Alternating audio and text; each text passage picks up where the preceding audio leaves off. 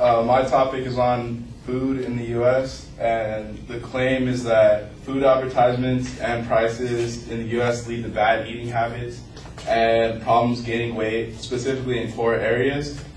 The definitions in my claim are healthy food would be food with nutritional value and that's lower in calories, and unhealthy food would be opposite, that's food with little or no nutritional value and high in calories, such as junk food, everyone knows.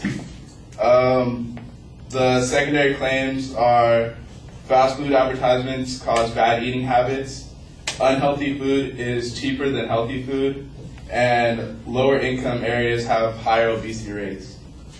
For the first claim, fast food advertisements are unhealthy. Everyone sees on TV, there's like certain food, like Wendy's has the Baconator, which is like, 3 burgers, a bunch of bacon on it, hardly any vegetables. There's Burger King with their stackers, like 4 patties on 1 burger. There's hardly any healthy food advertisements on TV. You'll see maybe some like workout plans or go to the gym, things like that, but you won't really see any ads for healthy food. And this in turn causes people to think like, oh, hey, well, when I'm gonna go out and eat, I want fast food, I wanna go get this. A lot of the time food ads on TV are for like more food than you need in your average diet. There's like a 50-piece meal of chicken nuggets at McDonald's. I don't really think anyone needs to be eating that much in one meal. There's all the supersizing meals at fast food restaurants is just not good for health. My second claim, unhealthy food is cheaper than healthy food. If you go to a grocery store, I think everyone notices like you can buy cup of noodles, top ramen, all that stuff, and most people do, which is a problem because it's more healthy to buy like say a steak or some chicken or some things like that, but it's also more expensive and people are on a budget, especially as college students, like everyone's on a budget. There's a study in the from the University of Washington. They took a study that compared the prices of 370 different foods, and they compared calorie for calorie. So for every 1,000 calories on average, it was $1.76 in junk food, and for every 1,000 calories of low energy, like nutritious food, it was about $18.16. And this was in 2007, and prices only increased on this. Also, the inflation on low-calorie food over the past 2 years from 2007, so from 05 to 07, the price of healthy food increased 19.5%, while over the same 2 years, high-calorie junk food, the prices decreased about 1.8%. So there's obviously a little bit of a problem there about people buying food and it being like it's way cheaper and you're gonna eat more food or you need more food, so you buy the unhealthy food even though it's not as good for you. Adam Drewowski, one of the people from the University of Washington study, found that it would cost just $3.52 a day for a 2,000 calorie diet on junk food compared to $36.32 for a 2,000 calorie nutritious diet per day. My last claim is that lower income areas have higher obesity rates.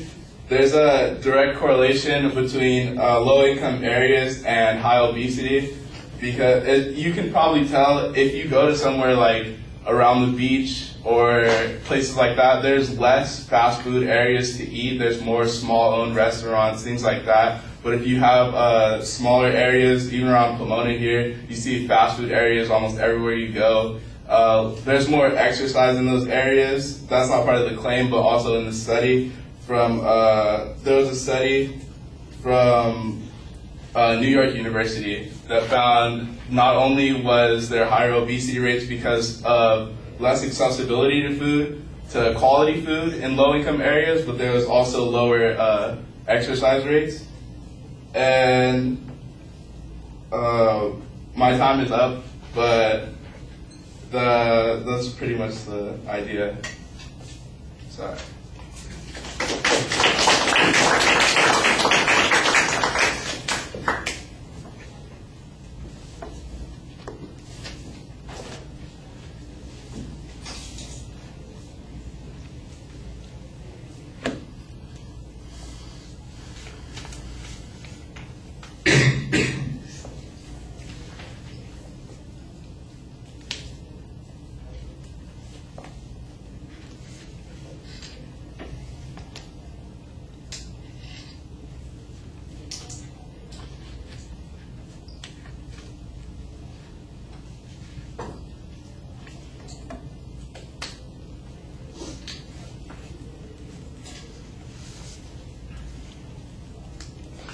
All right, the proposition is a problem because it's got multiple parts to it, dependent clauses all over the place, and you need to really simplify it quite a bit.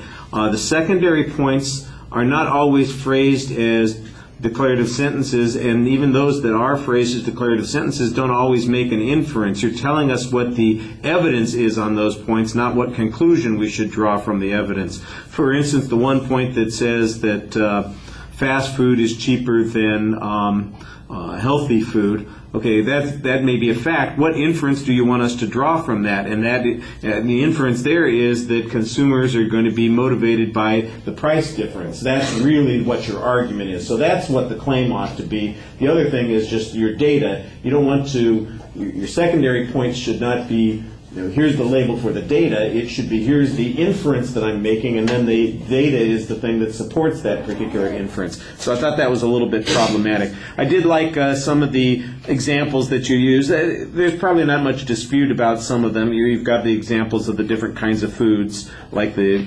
stacked Burger King food, or some of the other, the Western bacon cheeseburger, those kinds of references. I don't think that the 50 McNuggets are really designed for an individual person, but if they don't advertise it as the party pack, I'd be really surprised. If it's like, if you're really hungry, get 50 McNuggets. I don't know what the advertising on that is like. I'd never heard of it, so that's why you need to provide us with more concrete information on it. It's kind of a vague reference on those points. The strongest evidence that you had was the caloric comparisons versus costs. I thought you did a nice job on that. The whole thing about the neighborhoods and where there's fast food available, that seems to be largely asserted. You had one general quote that sort of applied to the issue, but you're really relying on the assumption that down at the beach they don't have fast food places, but here in Pomona they're every corner. I'm not sure that that's very convincing evidence. It really did feel a little bit like you ended abruptly. Maybe the time signals are mixed up, I'm not sure. I have you as 5 minutes, so you still had time to finish up with some additional material, but you really need to get back to what those inferences are and work on them a little bit more. All right, thank you.